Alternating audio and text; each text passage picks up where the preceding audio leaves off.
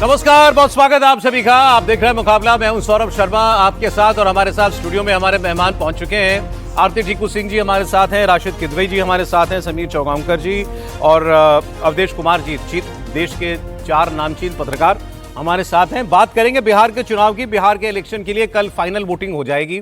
दूसरे चरण की वोटिंग के साथ बिहार का इलेक्शन पूरा हो जाएगा और फिर 3 दिन के बाद वोटों की गिनती 14 तारीख को। अब देखिए उस रोज क्या होता है। तो आज हम आपको, चूंकि अब इसको वैसे साइलेंस पीरियड कहते हैं कि इसमें कोई नंबर, कोई डेटा, कोई सर्वे, कोई एग्जिट पोल नहीं हो सकता, वो सब कल होगा जब वोटिंग खत्म हो जाएगी। लेकिन हम ये तो बात कर ही सकते हैं भाई, इस चुनाव में क्या मुद्दा चला, कौन मुद्दा बन गया, किसको आगे करके चुनाव लड़ना पड़ा, खुद को थोड़ा पीछे करना पड़ा। जैसे तेजस्वी यादव ने जो योजनाएं वगैरह, आज भी कहीं उस पर भी बीजेपी ने प्रेस कॉन्फ्रेंस करके कहा कि आपने साइलेंस पीरियड का दुरुपयोग किया। प्रेस कॉन्फ्रेंस की जा सकती है लेकिन उसमें प्रचार नहीं होना चाहिए। तो बीजेपी कह रही है कि आज तेजस्वी यादव ने प्रचार किया अपना। और आज बीजेपी की तरफ से एक और डायलॉग दिया गया, तेजस्वी बिहार के मुख्यमंत्री कभी नहीं बन सकते। ये इस चुनाव के लिए नहीं है। उन्होंने कहा तेजस्वी जी नहीं बन सकते आप बिहार के मुख्यमंत्री, कि आपके पास इतना बैगेज है आपके पिताजी और माताजी की 15 साल की सरकार का, उसको बिहार की जनता कभी आसानी से भूल नहीं पाएगी। और तेजस्वी यादव क्या कह रहे थे, जहां वो एक तरफ ये कहते हैं कि पहले चरण के इलेक्शन के अंदर लोगों ने उनको वोट कर दिया है और उनकी सरकार बन रही है, लेकिन फिर भी आगाह कर रहे हैं कि आप चौकन्ना रहिएगा। अपने मतदाताओं से कह रहे हैं, पार्टी के कार्यकर्ताओं से कह रहे हैं, कहीं कोई गड़बड़ ना कर ले, क्योंकि इलेक्शन कमीशन को तो वो मृत घोषित कर चुके हैं। और आज उन्होंने एक और सवाल उठा दिया कि ये 200 कंपनियां जो पैरामिलिट्री फोर्स की बुलाई गई हैं बिहार में इलेक्शन कमीशन के द्वारा, ये सारी बीजेपी या एनडीए शासित राज्यों की पुलिस क्यों बुलाई है भाई? बंगाल से पुलिस बुला लेते, कर्नाटक की पुलिस बुला लेते। उनका कहना न्यूट्रल पुलिस होनी चाहिए थी, न्यूट्रल राज्य की पुलिस होनी चाहिए थी। लेकिन अब पता नहीं ये भी कोई इशू होना चाहिए कि नहीं होना चाहिए। तो हमें आज आपको फाइनल पोलिंग के एक दिन पहले कुछ दावे दिखाता हूं, ज्यादा नहीं, दोनों पक्ष एक एक बयान में क्या कह रहे हैं, और फिर हम बात करेंगे। इतने फैक्टर हमने सुने, जंगल राज की बात, 10,000 रुपया जो महिलाओं के खाते में चला गया, महिलाएं बनाएंगी नीतीश कुमार को मुख्यमंत्री, नीतीश कुमार अचानक से प्रासंगिक कैसे हो गए, इतना कि सारा इलेक्शन उनके बता रहे लोग उन्हीं के इर्द गिर्द हो गया। ये सारे इश्यूज हम लोग डिस्कस करेंगे। तो सर, पहले आपको मैं 2 बयान और 2 दावे दिखा देता हूं। तेजस्वी यादव ने आज क्या कहा और उनके जवाब में बीजेपी की तरफ से रविशंकर प्रसाद आए थे, उन्होंने क्या कहा। पहले तेजस्वी की बात सुनिए।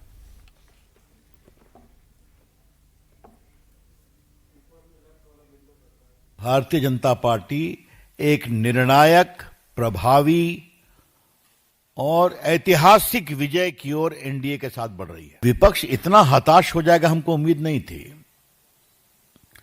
मुझे बताया गया है कि तेजस्वी जी ने आज प्रेस किया है।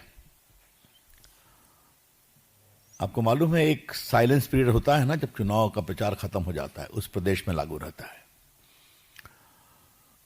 अब उन्होंने अपनी सारी स्कीम गिनवा रहे हैं और उसके बाद मुख्यमंत्री कार्यालय से विपक्ष के लोगों को पकड़वाने की योजना बन रही है।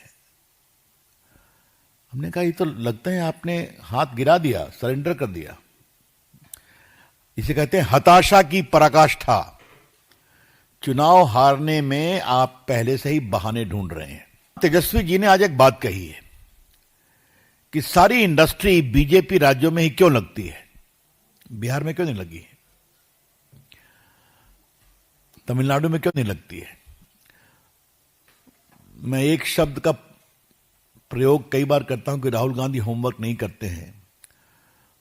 तो हमें लगता है कि राहुल गांधी के संपर्क में आके तेजस्वी बाबू का भी वही हाल है। थोड़ा होमवर्क करिए। आप मुख्यमंत्री की दावेदारी में बैठे हुए हैं, बनेंगे तो कभी नहीं। प्रधानमंत्री जी आ रहे हैं, इतना सभा किए हैं, ऑफिशियली अनऑफिशियली। कम से कम एक रोड मैप, एक विजन तो बता दो प्रधानमंत्री जी कि आप अगला 5 साल बिहार को कैसे आगे बढ़ाइएगा। 11 साल तो बढ़ा नहीं पाए प्रधानमंत्री रहते हुए, 20 साल में बिहार आगे बढ़ा नहीं। अब जो है जुमलेबाजी और तरह तरह के गाने फाने जो है गा रहे, कोई मतलब नहीं है। प्रधानमंत्री आजकल लगता है कि भाई पता नहीं कौन सा वेब सीरीज देख रहे हैं भाई। इतना फुर्सत का समय प्रधानमंत्री के पास। अरे इंटरेस्टिंग है कि तेजस्वी जी प्रधानमंत्री के पास इतना समय आया है, इस पर तो सवाल उठा रहे हैं। जिनके पास एक्चुअली समय है वो बिहार क्यों नहीं आ रहे, ये सवाल नहीं पूछ रहे। राहुल गांधी जी वो वहाँ जंगल सफारी कर रहे हैं मध्य प्रदेश के अंदर। खैर वो बात भी आएगी चर्चा में। हमारे साथ 6 हमारे सहयोगी बिहार से जुड़ेंगे, 6 रिपोर्टर्स। नीतीश चंद्रा जी बेतिया में हैं, राजेश सिंह औरंगाबाद में हैं, हुसैन रिजवी किशनगंज में हैं, शोएब रजा भागलपुर में हैं, विशाल प्रताप सिंह नवादा में हैं और पवन नारा पूर्णिया में। चूंकि हमारे सब लोग जो हफ्तों नीतीश तो खैर वहीं रहते ही हैं, बाकी सब लोग भी महीना भर कम से कम हो गया वहाँ पर लोगों से बात कर रहे हैं, अलग अलग जगह पर जाकर लोगों की नब्ज टटोलने की कोशिश कर रहे हैं। तो हम रखेंगे ऐसा फॉर्मेट, हमारे रिपोर्टर्स जो हैं वो अपना एक रिमार्क में ये बता दें कि एक लब्बो लुबाब, एक नटशेल इस चुनाव का लोगों से बात करके जो उनको पता चल रहा हो, फिर हम अपना स्टूडियो में डिस्कशन जो है वो आगे बढ़ाते हैं। तो सबसे पहले पवन नारा, पवन आपके पास देखें, कल फाइनल वोट पड़ जाएगा, अभी तक आपकी इस चुनाव को लेकर अंडरस्टैंडिंग क्या बनी ये बता दें। जी बिल्कुल सौरभ जी, इस चुनाव की अगर आप अंडरस्टैंडिंग की बात करेंगे तो एक डायलॉग हमने सुना कि यादवों के साथ पचपनिया सट नहीं रहा है। तो यानी ईबीसी को यहां पचपनिया लोकल भाषा में कहते हैं और वो वोट ऐड नहीं हो रहा है। मुस्लिम, चूंकि मैं पूर्णिया में खड़ा हूं, किशनगंज और सीमांचल का इलाका मुस्लिम वोट का इलाका है, वो जरूर महागठबंधन के लिए एक हुआ है। पिछली बार एआईएमआईएम ने जरूर यहां 5 सीटें जीती थी, जिनमें से 4 बाद में आरजेडी में शामिल हो गए। तो महागठबंधन के पक्ष में मुस्लिम वोटों में अब की बार बिखराव होने की संभावना कम है, वो एक फैक्टर है। लेकिन कुल मिलाकर ईबीसी इस चुनाव का कोर पॉइंट है और ईबीसी अभी भी कांग्रेस और आरजेडी के इस गठबंधन पे उतना भरोसा नहीं जता रहा है। महिलाएं मजबूती के साथ नीतीश के साथ खड़ी हैं। युवाओं में जरूर तेजस्वी के रोजगार की बात हो रही है, लेकिन उन युवाओं में भी वो जातीय दीवार के पार वो लहर दिखाई नहीं दे रही। कुल मिलाकर आज 1 महीने बाद हम कह सकते हैं कि ये चुनाव वापस जातियों के आधार पर हो रहा है। जाति परम सत्य थी, आज भी दिखाई दे रही हैं और इस जातियों के अंकगणित में एलजेपी की भूमिका एनडीए के पक्ष में इस कांटे को टिल्ट कर रही है। अच्छा ठीक है, मतलब एक्स फैक्टर आपके हिसाब से जो है वो एलजेपी, चिराग पासवान जो है वो हो सकते हैं। ये पवन की अंडरस्टैंडिंग इस इलेक्शन की है। अवधेश जी तो बिहार, अभी आप भी सर होके आए ना बिहार में, तो अब कल फाइनल वोट से पहले सर वही है अब राय अभी भी जो थी आपकी, एनडीए अहेड? हाँ, राय वही है और उसके आधार भी हैं। ये जो अभी पवन बता रहे थे कि वो एक्स फैक्टर है, एक्स फैक्टर निश्चित रूप से है इसमें कोई, लेकिन एक एक्स फैक्टर महागठबंधन के तरफ भी है, वो मुकेश साहनी है। हाँ। वो एक दूसरा बड़ा एक्स फैक्टर है, क्योंकि उनके उप मुख्यमंत्री घोषित करने के बाद जो मैंने देखा कि जो साहनी और वो वोट है वो जबरदस्त यूनाइट हुआ है दूसरी तरफ। सर एक बात याद आ गई आपकी बात में, तो मैं कह दूं, कल मैं बेटे को अपने मैथ्स के सर इक्वेशन समझा रहा था। इक्वेशन क्या होती है, LHS इक्वल्स टू RHS होता है ना, left hand side is equal to right hand side. तो उसमें x जो होता है सर वो दोनों तरफ जा सकता है। तो मुकेश सहनी के साथ कुछ यही चक्कर अभी भी चल रहा है। तो मुकेश सहनी नहीं, वो बाद में होगा ना, चुनाव परिणाम के बाद। चुनाव परिणाम के बाद वो एक्स फैक्टर तब बनेंगे जब इधर आवश्यकता होगी, लेकिन इस चुनाव में भी वो एक्स फैक्टर हैं। देखिए जो पवन कह रहे हैं, इस बार जाति तो है, लेकिन ये इतनी जाति 2020 में नहीं थी, 2015 में भी नहीं थी, 2010 में नहीं थी, 2005 में नहीं थी। लालू प्रसाद यादव जी के समय बैकवर्ड फॉरवर्ड हमने देखा था, यादव कास्ट जरूर यूनाइट हो जाता था कहीं, लेकिन इस बार तो मैं देख रहा हूं कि छोटी छोटी जातियां अपनी यूनिटी करके जो है रैली निकाल रही थी। वो दबाव डाल रहे थे हमको टिकट लाओ, वो प्रेशर इस बार बना रहे हैं। ऐसा मैंने बिहार में कभी देखा नहीं था। ये नए लोग जो गए हैं, ये तो मुझे बहुत अजीब टाइप की परिस्थिति लगी है, जो कभी नहीं हुआ वो इस बार के चुनाव में होता दिख रहा है। और इसके कारण सभी पार्टियां मजबूर हुई हैं अलग अलग जातियों के नेताओं को पूछने के लिए जी। ये जो बिहार में इस बार ऐसा कभी नहीं था। और यहां तक भी हुआ है कि एक पार्टी का वोटर कई जगह वो माना जाता है कि ये जाति इनकी वोटर है, लेकिन कहीं उसको टिकट नहीं मिला है, दूसरी जाति का उम्मीदवार दूसरे पार्टी से है, तो कुछ मेजॉरिटी उसके जा रही कि नहीं हम यहां इसको वोट दे देंगे। ये सब बहुत कम होता था, इस बार ये ज्यादा परिमाण में हो रहा है बिहार में। अब कहां जाएगा कहना मुश्किल है। सर एक्चुअली दोनों तरफ वही प्रॉब्लम है ना, कि जो आपका कमिटेड वोटर है या वोट बैंक है जातियों के हिसाब से, उसमें कुछ जोड़ना है तेजस्वी उसको नहीं जोड़ पाते मुस्लिम यादव के साथ कुछ एक्स्ट्रा, और वो एक्स जिसको आप कह रहे हैं, तो वो 35-37 का परसेंटेज का वोट जो है उसको नहीं बढ़ा पाते। ये अभी तक कर पा रहे हैं नीतीश कुमार की वजह से। इस बार वही चीज है, वो छोटे छोटे एलिमेंट ऐड ऑन करने में ज्यादा कामयाब कौन है?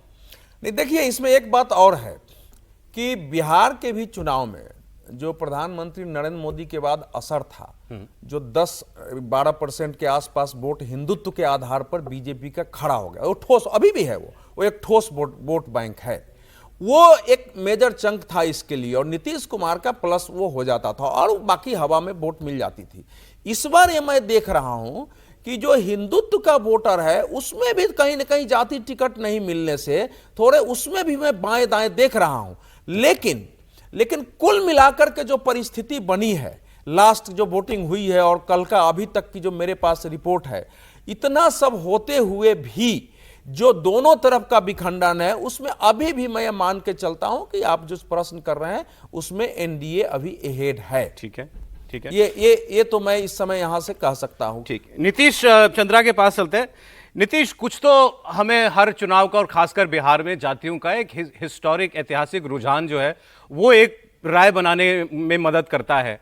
क्या इस बार वो रुझान वैसे के वैसे बरकरार हैं? EBC, non Yadav OBC, Nitish Kumar की वजह से थोड़ा एनडीए के साथ फॉरवर्ड कास्ट इधर ज्यादा, मुस्लिम यादव उधर ज्यादा, मुकेश साहनी उसमें कुछ जोड़ देंगे, या कोई ओवरराइडिंग फैक्टर जैसे यूथ फैक्टर या महिलाओं के खाते में पैसा जाने की वजह से या जंगल राज के डर की वजह से उनका ज्यादा वोट पड़ जाना, ये जो 65% वोट हुआ है, कोई ऐसे एलिमेंट भी हैं जो इन जातियों के खांचों के ऊपर चलते हैं? नहीं, देखिए मोटे तौर पर तो वही समीकरण है, और इस बार तो एक नई चीज एनडीए के साथ है ना कि उपेंद्र कुशवाहा और चिराग पासवान की वजह से पिछली बार मिलाकर देखें तो 44 सीटों का नुकसान हुआ था। इस बार जाहिर है ये नुकसान नहीं होगा। तो आप देखिए कि एक बड़ा पासवान वोटों पर चिराग पासवान की अच्छी खासी पकड़ है जो पिछली बार जेडीयू की सीटों पर नहीं थी, और दूसरी तरफ उपेंद्र कुशवाहा भी साथ हैं, तो एक तो बड़ा फायदा ये है। दूसरी बात, जो समीकरण जो आप परसेप्शन के आधार पर कर रहे हैं, तमाम जो योजनाएं हैं, जो लाभार्थी योजनाएं हैं, खासतौर से जो महिला जो वोट बैंक नीतीश कुमार का है, उसमें खास तौर से 10,000 रुपये, और जो वृद्धावस्था पेंशन की राशि बढ़ी है 400 से 1100, इसने बड़ा काम किया है हर जगह। और इसके अलावा राशन की बात भी जो है वो बहुत की जा रही है। रही बात जातियों की गोलबंदी की, तो ये जरूर है कि तेजस्वी यादव ने भी इस बार कोशिश की है एमवाई में कुछ जोड़ने की, क्योंकि उनको भी मालूम है कि यदि हम जोड़ेंगे नहीं तो सत्ता तक नहीं पहुंच सकते हैं। मल्लाह को उन्होंने जोड़ा है। मल्लाह निश्चित रूप से मुकेश सहनी एक मल्लाहों के नेता के तौर पर स्थापित हुए, उसका फायदा हुआ है, लेकिन पूरे बिहार के मल्लाह महागठबंधन के साथ हैं ऐसा भी नहीं है। कई जगहों पर मैं गया, वहां पर लोग कह रहे थे कि हमें राशन जो देता है हम तो उसकी बात करेंगे, हम जो है जो राम और निषाद का रिश्ता ऐसा है, तो इस तरह की बातें कई जगहों पर देखने को मिली है।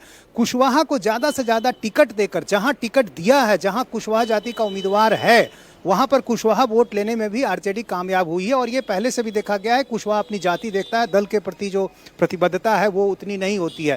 तो जातीय समीकरणों में जो हेर फेर है थोड़ा बहुत आप यही देख सकते हैं, अन्यथा मोटे तौर पर वही समीकरण है। लेकिन कई जगहों पे मैं एक चीज ये भी देख रहा हूं कि जो सिटिंग एमएलए लंबे समय से हैं बीजेपी के, उनके खिलाफ नाराजगी है।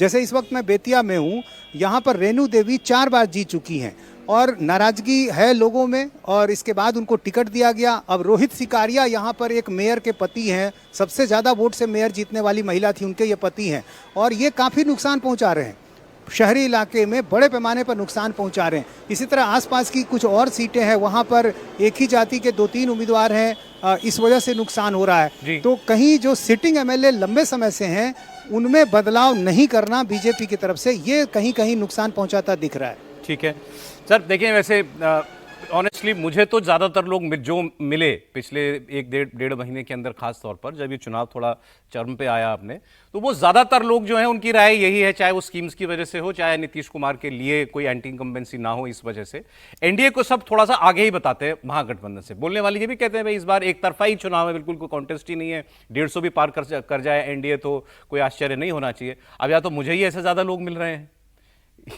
या वाकई ज्यादातर लोगों की राय यही है। राज साहब, आप किस सोच में से इस वक्त हैं? देखिए, हर चुनाव अलग होता है। जब लोग खामोश होते हैं तो उसका जरा अंदाजा लगाना थोड़ा मुश्किल हो जाता है। देखिए, पूरा चुनाव जो है इर्द गिर्द जो है वो नीतीश कुमार के है। क्या नीतीश कुमार उतने लोकप्रिय भी हैं और वोट भी पाएंगे? दो चीजें कई बार सौरभ हमने देखा है अलग होती है। अटल जी के मामले में देखा, अभी हमने उड़ीसा में चुनाव हुआ था, नवीन पटनायक के बारे में देखा, कैप्टन अमरिंदर सिंह के बारे में देखा बहुत बार। तो ये चुनाव उस मामले में बहुत महत्वपूर्ण है।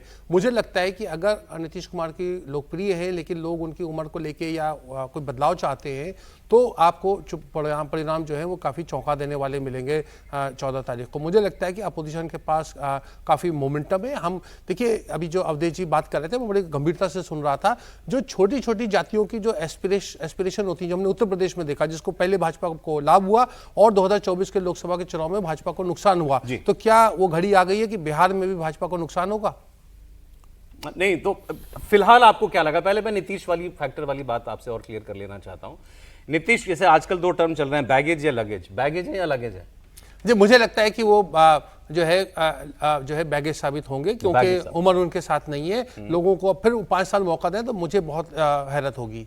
ये वैसे मैं आपको बताऊं, जो मैं आपसे कह रहा था, ज्यादातर लोगों के परसेप्शन से आपका परसेप्शन विपरीत है उनके, क्योंकि बिहार से लौट के कई लोग ये बता रहे हैं कि नीतीश के खिलाफ कोई नाराजगी नहीं है और इनफैक्ट बीजेपी को भी पिछले 2-3 हफ्ते में अपनी स्ट्रैटेजी थोड़ी रिकैलिब्रेट इस रूप में करनी पड़ी कि अब आज तो बीजेपी के दफ्तर में नीतीश कुमार के पोस्टर लग गए। सम्मान अटल जी का भी बहुत, मैं वही बताने का आपको, सम्मान अटल जी का भी बहुत था। जब 2004 के चुनाव हुए, सम्मान नवीन बाबू का भी उड़ीसा में बहुत ज्यादा था। तो सम्मान और जो वोट देना दो अलग अलग चीजें होती हैं। ये मैं मतलब ये हो सकता है ऐसा 14 तारीख को हमें ये फ्लेवर। राजेश बताएं इस इशू पर, नीतीश कुमार को लेकर लोगों के मन में कोई नाराजगी या कोई फटीग फैक्टर बहुत हो गया भाई अब बदलना ही पड़ेगा? और हम जो ये देख रहे हैं कि बीजेपी एक वक्त ऐसा लग रहा था कि सीएम कौन होगा इस सवाल को बनाए रखना चाहती थी, अब उसका जवाब खुद दे रही है। सम्राट चौधरी 3-4 बार बोल चुके हैं मुख्यमंत्री यही होंगे, नीतीश कुमार ही होंगे, इसमें और कोई सवाल नहीं है। बीजेपी के दफ्तर में पोस्टर लग गए, अंदर पोस्टर लगे हुए हैं नीतीश कुमार के अब की बार एनडीए सरकार के स्लोगन के साथ। लोगों के मन में नीतीश कुमार के लिए क्या बात है? देखिए, चुनाव के घोषणा होने से पहले जो संशय की स्थिति थी एनडीए के घटक दलों में, जब वो जमीन पे आए, लोगों के बीच गए, तो उन्हें साफ हो गया कि नीतीश एक बड़ा फैक्टर है। नीतीश के द्वारा जो शासन किया गया है पिछले 20 सालों में, वो बड़ा फैक्टर है। जब हम लोगों के बीच में जा रहे हैं तो ये समझ में आ रहा है कि नीतीश के राज वाली सरकार और किसी और के राज वाली सरकार में लोग तुलना करते हैं और उसमें नीतीश के राज वाली सरकार जो है वो भारी पड़ती है। साथ ही पुरानी सरकार जो है उसकी यादों को ताज़ा करते हैं लोग और उससे तुलना करते हैं। वहीं नीतीश सरकार द्वारा जो योजनाएं लाई गई हैं और इसके पूर्व में जो सरकारें रहीं या जो सरकार बनाने का दावा करते हैं, उन सब की तुलना में नीतीश भारी पड़ते हैं। वहीं अगर महिला फैक्टर की बात करें तो महिलाओं का एक सॉफ्ट कॉर्नर रहा है नीतीश कुमार के लिए। ये शुरुआत से, जब से वो शासन में आए हैं, सिर्फ अभी उन्होंने 10,000 रुपए दे दिए, इस वजह से महिलाएं जो है उनके पक्ष में आ गई हैं, ऐसा बिल्कुल नहीं है सौरभ। इसके पहले जब भी नीतीश आए, उन्होंने महिला वोट बैंक की एक तरीके से एफडी की है, जिसके रिटर्न्स जो है उन्हें आज तक मिल रहे हैं। और हर शासन काल में जब जब वो मुख्यमंत्री बने हैं, तब तब उन्होंने महिलाओं के कुछ न कुछ किया है। शुरू में आए तब उन्होंने साइकिल मुहैया कराई, बाद में रिजर्वेशन सरकारी नौकरियों में दिया, शराबबंदी जो विपक्ष भले बोलता है फेल है और कई जगह पे फेल दिखता भी है, लेकिन वो महिलाओं के लिए एक बड़ी ऐसी चीज थी जिससे वो उन लोगों ने बढ़ चढ़ कर स्वागत किया था। अब 10,000 रुपए, साथ ही जो वृद्धा पेंशन बढ़ी है वो, तो महिलाओं के वोट बैंक की जो एफडी की है नीतीश कुमार ने, उसके रिटर्न्स उन्हें आज तक मिल रहे हैं और ये जमीन पर साफ दिख रहा है। वहीं जो सोशल इंजीनियरिंग नीतीश ने शुरू से की थी, यही वजह है कि अक्रॉस ऑल द कास्ट, यानी कि आप किसी भी जाति में जाएं तो आपको उनके समर्थक मिल ही जाएंगे। अगर एक दो जातियों को छोड़ दे जो कि आरजेडी के कट्टर समर्थक जो जातियां हैं, अगर उन जातियों को छोड़ दे तो क्रॉस आप किसी भी जाति में जाएं तो आपको नीतीश के समर्थक मिलेंगे। तो चुनाव के पहले जिस तरीके से जो बातें कही जा रही थी नीतीश कुमार के बारे में, चुनाव के दौरान वो बातें बदली हैं। हालांकि रिजल्ट के बाद क्या होगा वो किसी को पता नहीं, जनता को तो बिल्कुल पता नहीं नेताओं के मन में क्या है, लेकिन नीतीश कुमार एक बड़ा फैक्टर है। सौरभ जी ठीक, देखिए चुनाव में कैसे डिस्कोर्स बदलता है राहुल गांधी जब अपनी वोटर अधिकार यात्रा निकाल रहे थे, 16 दिन उन्होंने बिहार को दिए थे, तो चर्चाओं में भी, टीवी पर भी, खबरों में छाया रहता था ऑपोजिशन, खासतौर पर राहुल गांधी। वो जब उनकी यात्रा खत्म हुई, तेजस्वी यादव ने अपनी यात्रा शुरू की, ज्यादा ट्रैक्शन उनको मिलता हुआ दिखाई दे। सबके बीच बीजेपी या एनडीए अपना प्रचार कर रहे होंगे, लेकिन मीडिया स्पेस भी उतनी वो नहीं ले पा रहे थे। लेकिन फिर अचानक क्या हुआ कि खास तौर पर राहुल गांधी 2 महीने के लिए गायब हो गए, पटना तक कन्फाइन हो गए ज्यादातर वक्त के लिए तेजस्वी यादव भी, और नीतीश कुमार ने अपना प्रचार जैसे वो करते हैं छोटी छोटी सभाओं वाला, वो करना शुरू किया, और फिर उसमें नरेंद्र मोदी की बड़ी बड़ी रैलियां ऐड ऑन होने लगी। तो जो बातें ज्यादा नैरेटिव में विपक्ष की होती थी, एक बार फिर से उसमें एनडीए हावी होने लगा। और नीतीश कुमार और बीजेपी के बीच में नैरेटिव कैसे बदला, कौन आगे रहेगा, नंबर 1 पार्टी कौन रहेगी। पिछली बार नंबर 1 तेजस्वी थे, नंबर 2 भाजपा थी, तीसरे नंबर पर आए थे जेडीयू। यहां चर्चा होते होते पिछले 15 दिन में आज चर्चा यह होने लगी, क्या इस बार बिहार की नंबर 1 पार्टी नीतीश कुमार की हो सकती है, जेडीयू की हो सकती है। ये इतना आसान नहीं है, लेकिन आज हम इस फाइनल वोटिंग से एक दिन पहले ये बात कर रहे थे, सुबह भी ये बात कर रहे थे, क्या नीतीश कुमार के इर्द गिर्द ही है सारा इलेक्शन, और नीतीश कुमार अगर नंबर 1 हो जाए, अगर सरकार आ रही है तो बीजेपी से भी ज्यादा सीटें ले आए, तो हैरानी नहीं होनी चाहिए। समीर जी, बिल्कुल। और अगर मैं कह रहा हूँ, अगर 20 साल का अगर चुनाव देखेंगे नीतीश कुमार का, तो हर चुनाव नीतीश कुमार के इर्द गिर्द हुआ है, सेंटर में नीतीश कुमार ही रहे। और ये 2020 का चुनाव जब लग रहा था शुरुआत में कि नीतीश कुमार बहुत बीमार है, तबीयत ठीक नहीं है, तमाम तरह की उनके लेके चर्चाएं चल रही थी कि नीतीश कुमार मुख्यमंत्री बने रहेंगे, क्या भारतीय जनता पार्टी चुनाव के वक्त में उनको हटा देगी, नीतीश कुमार खुद छोड़ देंगे। लेकिन बाद में नीतीश कुमार ने जिस तरीके से जो गति पकड़ी, अब देखिए 85 रैलियां नीतीश कुमार ने इस दौरान की है, और जिस तरीके से उन्होंने चुनाव प्रचार किया है, तो मुझे लगता है आरजेडी से ज्यादा उन्होंने बीजेपी को चौंकाया है। कि जो बीजेपी को लग रहा था कि नीतीश कुमार एक बोझ बन रहे हैं, उन्होंने अपने प्रचार से बताया कि भाई अभी टाइगर जिंदा है, और जिस तरीके से प्रचार करके उन्होंने, मुझे लगता है ये बता दिया कि उनकी दावेदारी सबसे मजबूत है। और जिस तरीके से उन्होंने लगातार, आप देखिए चुनाव घोषणा होने के पहले से लेके लगातार जो घोषणा उन्होंने की कि भाई 150 यूनिट बिजली फ्री देंगे, तमाम तरह की रोज नीतीश कुमार नई नई घोषणाएं करते थे। यह बता रहा है कि नीतीश कुमार ने बहुत मतलब प्लानिंग के थ्रू बिहार के अंदर जो चुनाव लड़ा है जेडीयू का, बहुत शानदार तरीके से लड़ा है। और भारतीय जनता पार्टी को 101 सीटें पर लड़ने के लिए कहा, और खुद को भी 100 सीटों पर लड़े। कहीं ऐसा नहीं रहा कि यहां लग रहा था कि भारतीय जनता पार्टी बड़े भाई की भूमिका में आ जाएगी, नीतीश कुमार को सीटें कम कर दी जाएगी। नीतीश कुमार भी बराबर के कदमों पे 101 सीटों पर लड़े। हालांकि ठीक है, 29 सीटें चिराग पासवान तो वो एक ज्यादा चाहते थे, लेकिन फिर भी 101 बराबर सीट उन्होंने ली। और मुझे लग रहा है कि प्रचार अभियान जो ला, प्रधानमंत्री मोदी ने 14 रैलियां कर दी। अब राहुल गांधी से अगर तुलना करें, तो राहुल गांधी के पास कोई बहुत बड़ा काम नहीं था। प्रधानमंत्री जो देश के हैं, वो 14 रैली कर रहे हो, राहुल गांधी कुल मिलाकर 16। आपने आर्टिकल पढ़ा राजेश साहब का कि नहीं पढ़ा, ताजा आर्टिकल? राजेश साहब ने एक राय दी है राहुल गांधी को सीखने की। सर मैंने पढ़ लिया वो आर्टिकल आपका। रशीद जी हमेशा राय देते रहे राहुल गांधी। देखिए, आर्टिकल पढ़ के अगर राजनीति होती रहती तो देश कब का बदल चुका होता। आपने अपना फर्ज निभाया, आपने राय दे दी। अब उनको माननी है कि नहीं माननी, उनके ऊपर है। राजेश साहब का मानना यह था कि नीतीश कुमार बैगेज बन चुके हैं, अब लोगों के मन में वो नहीं रह गया क्रेज उनका। नहीं सर, नीतीश कुमार अभी बैगेज नहीं बने। अभी भी नीतीश कुमार बिहार की राजनीति में एसेट है, और भारतीय जनता पार्टी इस बात को जानती है। और यही कारण रहा कि दूसरे चुनाव के वोटिंग के पहले, जो कल वोटिंग है उससे कुछ दिन पहले, नीतीश कुमार को मुख्यमंत्री के रूप में कहना पड़ा कि सरकार आएगी तो नीतीश कुमार मुख्यमंत्री बनेंगे। ये राजनाथ सिंह ने भी कहा, अमित शाह जी ने भी क्लियर किया। जो पहले नीतीश कुमार को मुख्यमंत्री बनाने से भारतीय जनता पार्टी बच रही थी, बाद में भारतीय जनता पार्टी को लगा कि नीतीश कुमार को मुख्यमंत्री बनाना पड़ेगा, अन्यथा उसका नुकसान होगा। तो नीतीश कुमार एक बैगेज नहीं है, अभी भी नीतीश कुमार एसेट बने हुए हैं। एसेट या लायबिलिटी नीतीश कुमार?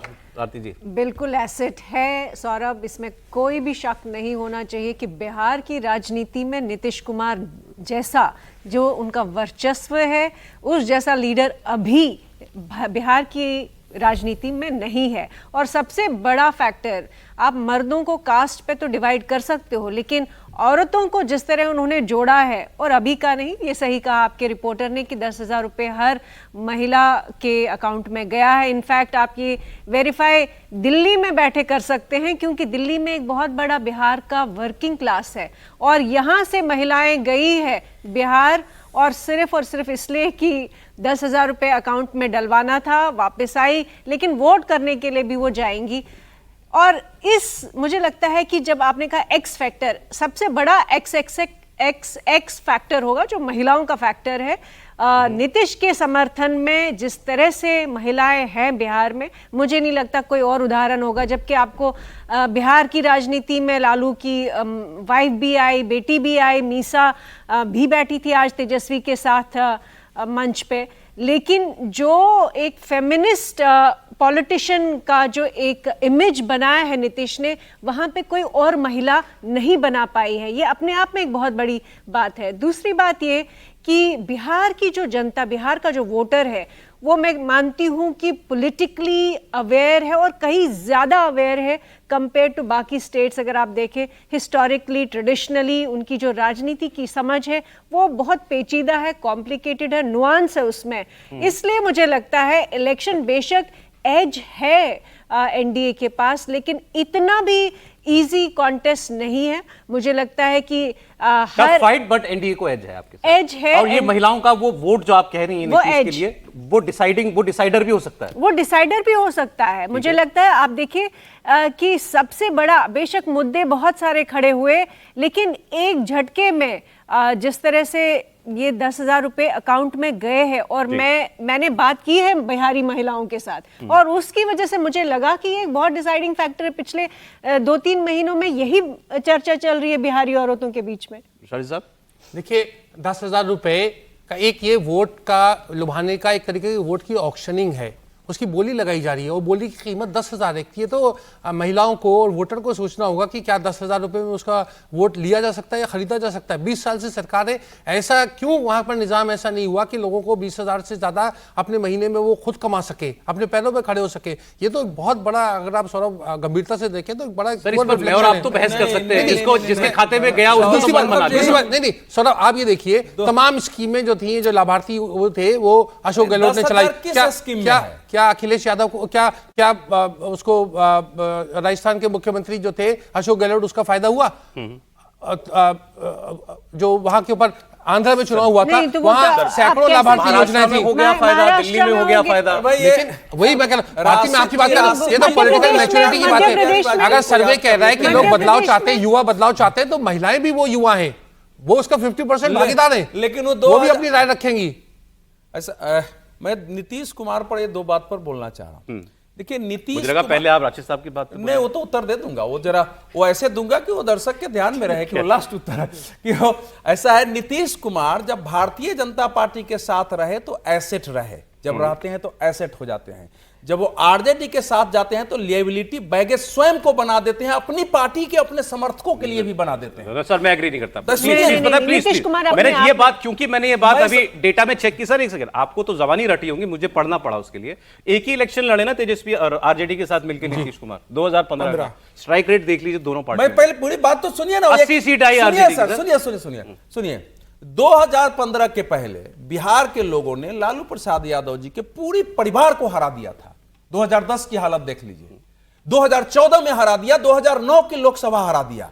नीतीश जी ने उनको ला करके फिर से राजनीति में खड़ा कर दिया 2015 में। लेकिन नीतीश जी की हालत ऐसी हो गई, मैं नीतीश जी को बोल रहा हूं, कि उनको इतनी परेशानी हो गई कि जीतन राम मांझी को मुख्यमंत्री बनाना पड़ा। फिर जीतन राम मांझी को हटा के थोड़े दिन के लिए गए, ये हालत हो गई कि वो फिर जीतन राम मांझी को हटाए और यहां अरुण जेटली को फोन करने लगे कि हम सरकार बनाना चाहते हैं। वही हालत फिर हुई है। वो जो परेशानी में जिस कारण वो देश वो लगने लगा था कि लिएबिलिटी है, क्या बोल रहे हैं, वो सब आरजेडी के कारण था वो, और उनके परिवार के लोगों ने 2022 में किसके कारण था? बीजेपी के साथ चुनाव लड़के 22 में क्यों चले गए? वही कारण, उन्होंने अपने को ही इस प्रकार से लिएबिलिटी बनाया। पिछले 6 महीने 7 महीने में जब भारतीय जनता पार्टी को उनके नेतृत्व में चुनाव लड़ना था, तो जेडीयू के अन्य नेताओं के साथ मिलकर, उनके साथ मिलकर फिर उनकी सभी छवि में एक पॉजिटिविटी लाई गई। और बीजेपी ने एक रणनीति बनाई कि बीच चुनाव में क्लैरिफिकेशन नहीं दो, ताकि ये जो स्थिति है दूसरे लोग भी अटैक न करें नीतीश पर, कि विपक्ष भी अटैक नहीं करेगा उस पर। लेकिन इसके एक परिणाम जो मैं बिहार में देखा हूं कि नीतीश के कुछ वोटर को यह लगता है कि अगर हम इधर भी वोट दे दिए तो मुख्यमंत्री तो उनको रहना ही है। तो वो जो एक समस्या पैदा हुई है पूर्वी वोटरों में, वो जो मगध के एरिया में मैं देख के आया हूं, इनके बगैर तो कोई बनेगा नहीं मुख्यमंत्री। तो ये जो है, ये मेरे लिए चिंता का विषय है। इस पर एक सेकंड, ये अच्छी बात आपने कह दी। मैं हुसैन के पास जाना चाहता हूं, किशनगंज में है हुसैन। 2 लोगों की चर्चा में भी बात नहीं हुई, एक प्रशांत किशोर और दूसरे असदुद्दीन ओवैसी। सीधे प्रशांत किशोर किन लोगों के लिए अट्रैक्टिव प्रोपोजिशन है, और ओवैसी साहब 2020 जैसा किरदार क्या इस चुनाव में दोबारा अदा करेंगे? मुसलमान उनकी तरफ भी कुछ आकर्षित होगा या नहीं? देखिए देखिए ओवैसी साहब चुनाव का शोर थमते थमते फिरौन नमरूद तक आ गए। उन्होंने जय कुल्हैया, जय सुरजापुरी, जय शेरशाहवादी और आखिर में जय हिंदू मुस्लिम एकता के नारे भी लगा डाले। अब 2020 में 5 सीटें लाए, 4 चले गए, वो एक दीगर बात है, लेकिन उन 4 के बदले 24 लाने का दावा कर रहे हैं। मुझसे खुद बातचीत में ओवैसी यहाँ तक कह गए कि इस बार तो मुख्यमंत्री वो बनाने जा रहे हैं, मतलब ये कि चाबी उनके पास होगी। लेकिन ये ग्राउंड पर इतना मैंने नहीं देखा। असर ज़रूर रखते हैं वो, नौजवानों को सेंटिमेंटली बहुत ज़्यादा इमोशनली वो टच करते हैं, लोगों में बड़ा असर है। लेकिन जो बड़े बुजुर्ग हैं, जब आप इन इलाकों में घूमेंगे तो आपको मसाजिदों में या चौक चौराहों पर बड़े बुजुर्गों की तादाद ज़्यादा मिलेगी, नौजवानों की थोड़ी कम मिलेगी, बच्चों की ज़्यादा मिलेगी, औरतें खूब मिलेंगी आपको। अब बड़े बुजुर्ग जो हैं वो ओवैसी को एक अलग नज़रिए से अब देख रहे हैं। ऐसे वक्त में उनको बहुत तरह के नामों से नवाजा गया और तरह तरह की बातें उनके लिए की गई। ये भी सच है कि ओवैसी को बहुत सारे मुसलमान अपना रहनुमा मानते हैं और उनकी क़यादत को पसंद करते हैं, उनकी बातों को पसंद करते हैं। लेकिन बहुत सारे लोगों ने साफ साफ कहा कि ओवैसी की वजह से इस इलाके का जो अमन चैन है उसको नुकसान हो रहा है। एक बात तो ये है, अब कुछ सीटें हैं, कोचा धामन एक ऐसी सीट जहाँ से ऐसा लग रहा है कि ओवैसी साहब की मजलिस जो है वो निकाल सकती है। इसके अलावा बहादुरगंज और अमौर, ये 3 सीटों की बात हो रही है। लेकिन मैं खुद अमौर होके आया। अमौर में अख्तरुल ईमान साहब हैं जो प्रदेश अध्यक्ष हैं, वो थोड़ी सी मुश्किल में इस वजह से हैं क्योंकि वो अमौर के नहीं हैं। अमौर में सबा जफ़र जेडीयू के उम्मीदवार हैं और जलील मस्तान साहब कांग्रेस के हैं, काफ़ी पुराना चेहरा है जलील मस्तान। अब वहाँ के लोगों की एक साफ ये राय दिखाई दे रही थी कि चाहे सबा जफ़र जीत जाएं, चाहे जलील मस्तान जीत जाएं, लेकिन अख्तरुल ईमान को नहीं जीतना चाहिए भाई।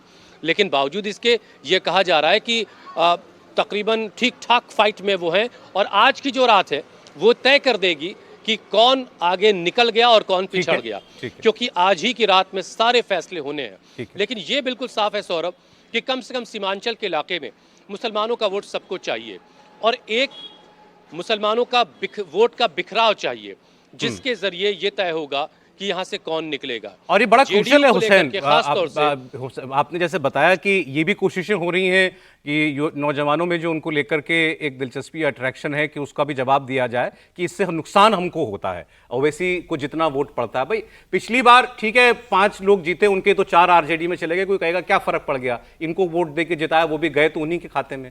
बीजेपी सबसे बड़ी पार्टी थी सीमांचल में, 8 लोग बीजेपी के जीते, तो जब ये वोट बढ़ता है तो सीधा फायदा वहां मिलता है। ओवैसी ये क्या डेवलप हो पाई बिहार में समझ कि इस बंटवारे से फायदा मुसलमानों का नुकसान और फायदा दूसरी ओर होता है? जी जी बिल्कुल, और ये रियलाइजेशन बहुत ज़्यादा है, बिहार में सबसे ज़्यादा हुआ। आपका बिल्कुल आकलन सही है। तो इसलिए मुझे लगता है कि आपकी ओवैसी फैक्टर जो है वो बिल्कुल वहाँ काम नहीं करेगा, नहीं चलेगा, बिल्कुल नहीं चलेगा आपकी।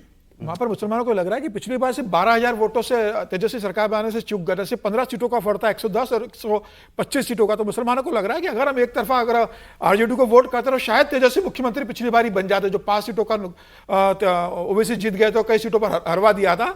तो और वक्फ बिल के बाद तो मुसलमान एक तरफा तेजस्वी के साथ और कांग्रेस के साथ वोटिंग करने जा रहा है। ओवैसी मुझे लगता है कोई बहुत बड़ा फैक्टर नहीं है। बस ओवैसी की जगह इस बार प्रशांत किशोर क्या कर देंगे, क्योंकि उन्होंने भी कई बहुत अच्छे मुस्लिम कैंडिडेट दिए।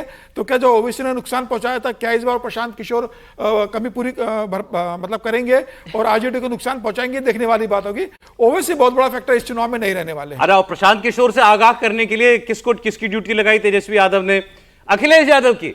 अखिलेश यादव जाकर के प्रचार कर रहे थे कि इस बार A B C P team भी घूम रही है, तो आप मत घूम जाइएगा, वोट कहीं जहां डालना है वहीं डालिएगा। विशाल प्रताप सिंह, अच्छा ये इत्तेफाक है कि विशाल भी यूपी से ही आए हैं, तो विशाल वहां लोगों से बात कर रहे हैं। प्रशांत किशोर अभी भी अननोन कमोडिटी हैं विशाल, या पता चल रहा है कहां जोर है कहां नहीं?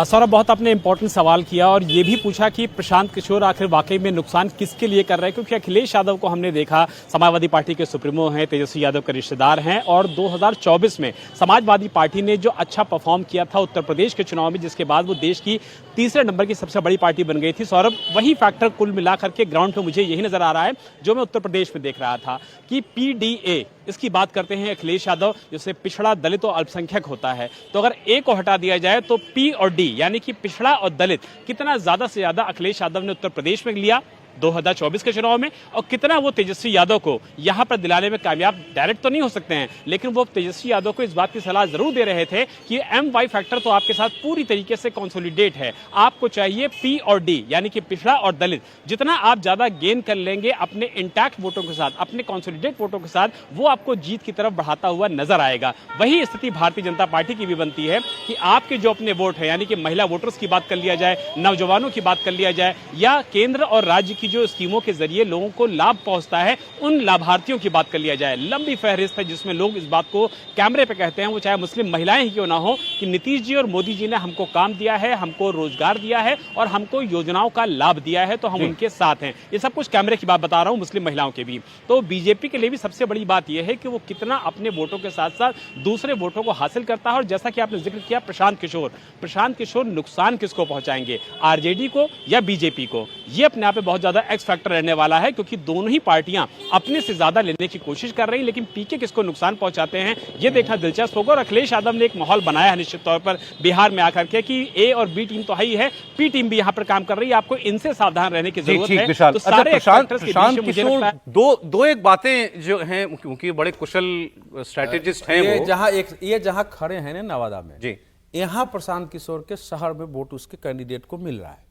अच्छा, ये मैं यहीं से कहूं, मैं वहां हो के आया। लोग कह रहे हैं 12-14 सीटों पर बीजेपी को टेंट करेंगे थोड़ा ज्यादा पर क्यों करेगा? क्योंकि जहां बीजेपी की विद्रोही खड़े हैं या मन माफिक उम्मीदवार नहीं है, तो वहां लड़ाई तगड़ी हो गई है। वहां अगर 5-6-7 हजार वोट अगर काट लेते हैं प्रशांत किशोर के उम्मीदवार, तो बीजेपी के लिए चुनौती बढ़ जाती है। वैसे काम जो पिछली बार चिराग ने किया था वो कारण नहीं, उतना नहीं है, उतना नहीं, चिराग के इतना नहीं है।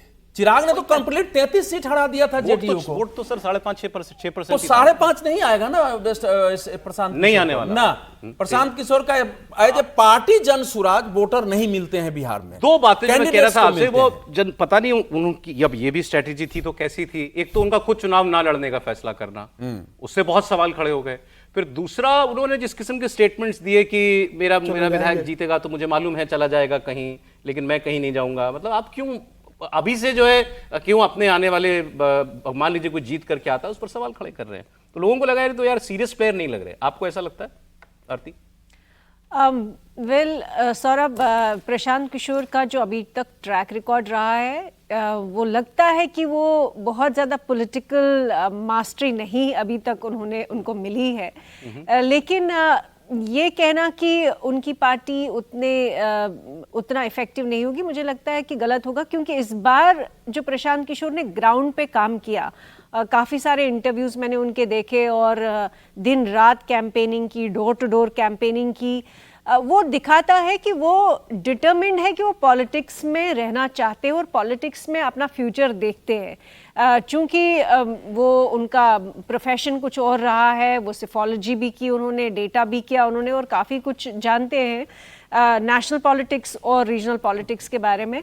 वो मेहनती तो है, लेकिन जो फोकस नहीं था, मुझे लग रहा है इस बार बिहार के इलेक्शंस में वो फोकस दिखा कि वो राजनीति को लेकर सीरियस है। कहाँ वो अपनी जगह देखते हैं आने वाले समय में, वो अपने आप को किंग मेकर देखना चाहते हैं सर्टेनली। वैसा कुछ हासिल कर पाएंगे आपको लगता है? मुझे लगता है कि चूंकि बिहार एक अनफॉरगिविंग सी स्टेट है, वो हर किसी का टेस्ट तो लेती ही लेती है और समय के साथ वो कहीं ना कहीं बिहार के इलेक्शंस के बाद ही मुझे लगता है ये तय कर पाएंगे कि वो किंग मेकर बनेंगे या बिहार की पॉलिटिक्स। डायलॉग है शायद योगेंद्र यादव जी के कुछ और से फॉलोअर्स वो कहते थे ना, एक चुनाव, पहला चुनाव हारने का, दूसरा हराने का और तीसरा जीतने का होता है। हाँ। ये प्रशांत किशोर जी का कौन सा है? सौरभ देखिए, प्रशांत किशोर का इंपैक्ट तभी होगा जब बिहार में कोई सत्ता परिवर्तन होगा। अगर एक ही सरकार जो चल रही है वही चलती रही तो प्रशांत किशोर जितने भी परसेंटेज ऑफ वोट ले आए वो टॉकिंग पॉइंट नहीं होंगे। उनका जो राजनीतिक दमखम है, और मैं उनको बधाई देता हूं कि उन्होंने एक बड़े जोश के साथ और एक बड़े सक्रिय ढंग से चुनाव लड़ा। जो भी हो, अगर वो 10% से ज्यादा सौरभ उनको वोट मिलता है तो मुझे नहीं लगता कि नीतीश कुमार की वापसी होगी। अब शोएब बता रहे अपनी राय, हमने इतने सारे किरदारों के बारे में बात कर ली, कोई एक दो ऐसी बड़ी थीम बताइए जो आपको कॉमन लोगों से बात करते हुए सुनने में आती हो। शोएब। बिल्कुल सौरभ जी, देखिए सबसे पहले तो मैं प्रशांत किशोर के बारे में ही या जनसुराज पार्टी के बारे में ही बात करना चाहूँगा, क्योंकि जब पहले चरण का मतदान हो रहा था हम भी बहुत सारी जगहों पर घूमे और तमाम जगहों पर जनसुराज के जो उम्मीदवार है वो भी है। तो मैं कई भूमिहार के गांव में गया जहां भूमिहार वोटर है, वहां जो नौजवान थे उनसे मेरी बात हुई प्रशांत किशोर को लेकर कि क्या आपको लग रहा है कि जो प्रशांत किशोर की जो बातें हैं वो टीवी पर बोलते हैं, सोशल मीडिया पर आप सुनते हैं, कुछ प्रभावित करते हैं आपको, और आप किसके साथ हैं? तो उन्होंने कहा कि देखिए हम वोट तो अभी वो तमाम जो वोटर थे वो बीजेपी के थे, लेकिन वो ये कहते नजर आए कि हमारी सीट पर चूंकि उतना मजबूती के साथ जो कैंडिडेट है वो नहीं दिया गया है प्रशांत किशोर की तरफ से, अगर हमें ये कुछ लगता कि वो जीतने की स्थिति में तो हम वोट डालते। लेकिन एक चीज़ उनकी तरफ से कही गई कि हमारे जो गांव में पहले कभी जो पोलिंग एजेंट नहीं होते थे बीजेपी के अलावा, वो हमारे ही बिरादरी से यानी कि भूमिहार से ही अब जन स्वराज के पोलिंग एजेंट बने हुए हैं, यानी कि हमारे कुछ जो वोट है वो जन स्वराज काटेगी, उनकी तरफ से कहा गया। तो एक नरम जो दिल में हम कह सकते हैं कि थोड़ा नरम था दिल प्रशांत किशोर को लेकर उन युवाओं का, तो ये चीज़ें नजर आई। दूसरी बात, अगर नीतीश कुमार की जो बात हो रही थी कि भाई वो हमेशा सेंटर में रहते हैं, जाहिर सी बात है पिछले 20 सालों में आप हिंदुस्तान की राजनीति का इतिहास पूरा देख लीजिए, चाहे कश्मीर से लेकर कन्याकुमारी तक कोई भी दूसरी पार्टी अगर या कोई भी दूसरा नेता इस तरह से कि आप आज इस एक दल के साथ है जो आपकी विचारधारा से मेल भी नहीं खाता, आप उसको कई बार कहते हैं कि विचारधारा हमारी नहीं है, फिर दूसरी विचारधारा की पार्टी के साथ आप जुड़ जाते हैं, और पिछले कुछ सालों में ये तमाम चीज़ें रही।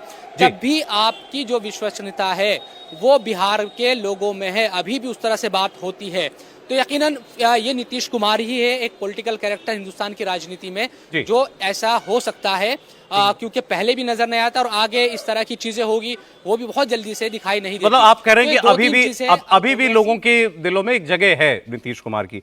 हम सबके बीच में देखिए एक ही परमानेंट रेजिडेंट बिहारी हैं और वो है नीतीश चंद्र, तो फाइनल वर्ड उनका ही होना चाहिए कि अब नीतीश, अब आप इंडिया टीवी के ब्यूरो हेड कम और बिहारी होके ज्यादा बताइए अब इस चुनाव का निष्कर्ष।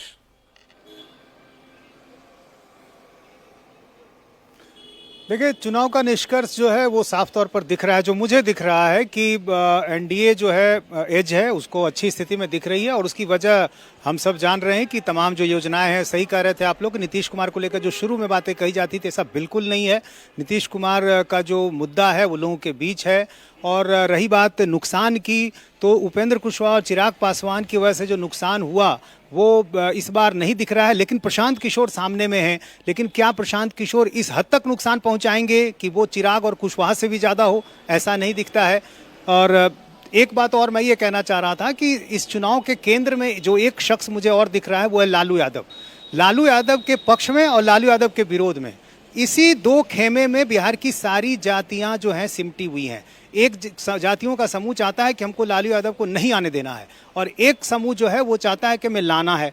तो इसमें बहुत ज़्यादा फेरबदल इसलिए नहीं हो पा रहा है कि यदि कोई सेंधमारी की कोशिश भी कर रहा है, यदि कोई बदलाव की कोशिश भी कर रहा है, तो उसको ये दिखता है कि कहीं लालू यादव ना आ जाए। और दूसरी तरफ यदि ठीक इसके विपरीत देखें तो यदि वो कोई प्रयोग करता है तो उसके लिए यही मुश्किल आती है। अब इससे प्रशांत किशोर ने कोशिश की, कामयाब क्यों नहीं हुए?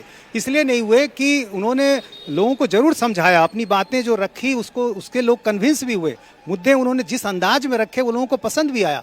लेकिन लोग थोड़ा आगे बढ़े। अब जैसे सवर्णों को उन्होंने साधने की कोशिश की, लेकिन सवर्ण थोड़ा आगे बढ़े, लेकिन फिर उनको लगा कहीं लालू ना आ जाए, तो इसलिए वो वापस आ गए। उधर मुसलमानों को रिझाने की कोशिश की, मुसलमान भी यही सोचकर उनके साथ फिर आगे नहीं बढ़ा कि कहीं बीजेपी ना आ जाए। तो ऐसी स्थिति में जो खेमेबंदी है जातियों की, उनका जो आपसी रिश्ता है, जो सामाजिक रिश्ता है, उसको ध्यान में रखकर ही जातियां जो है इस चुनाव में भी नज़र आ रही हैं। और थोड़ा बहुत जरूर प्रयोग करने की कोशिश की है। जैसे एमवाई में उन्होंने कुशवाहा को जोड़ना चाहा, मल्लाहों को जोड़ना चाहा है। खासतौर से माले की वजह से जो कुशवाहा वोटर है, खासतौर से शाहबाद के इलाके में, उसका असर है। रविदास, दलितों में पासवान जरूर चिराग पासवान के साथ हैं, लेकिन रविदास का साथ उनको है। लेकिन फिर भी आप देखें, यदि इन सारी जातियों को आप जोड़ भी लें तो मुझे लगता है कि इतना बड़ा बदलाव शायद ना हो कि एनडीए सत्ता में ना आए। तो आंकड़े क्या होंगे कहना मुश्किल है, लेकिन मुझे लगता है कि जो पिछली बार का आंकड़ा था उससे थोड़ा आगे एनडीए जो है मुझे नज़र आ रहा है।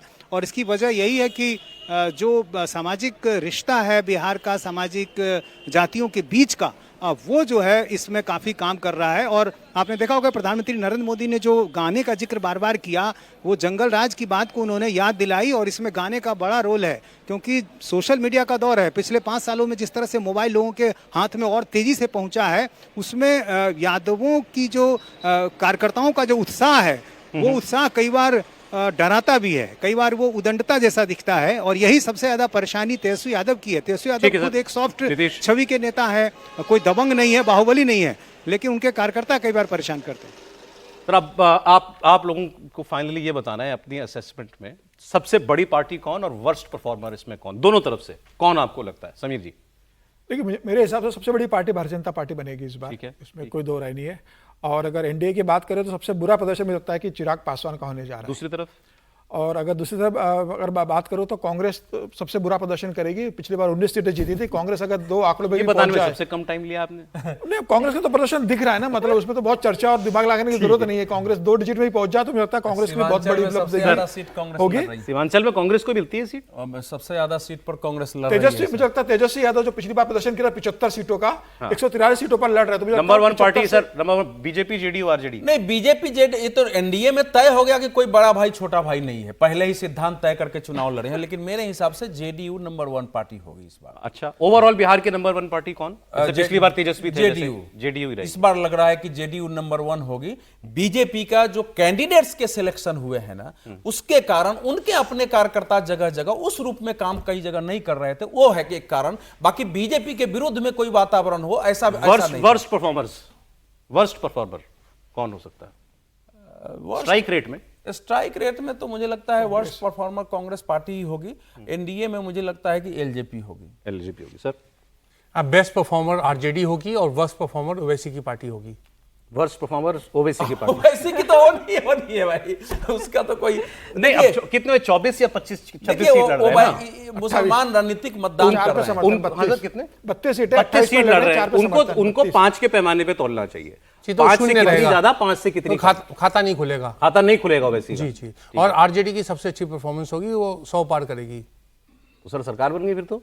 मैं कह रहा हूँ बिहार में बदलाव का बहुत चांस है। 140 एक सीट लड़ रहे हैं, आप 100 पार करेंगे। 143। राशिद जी को नवीन दिखाई दे जाते हैं, खट्टर नहीं दिखाई देते हैं।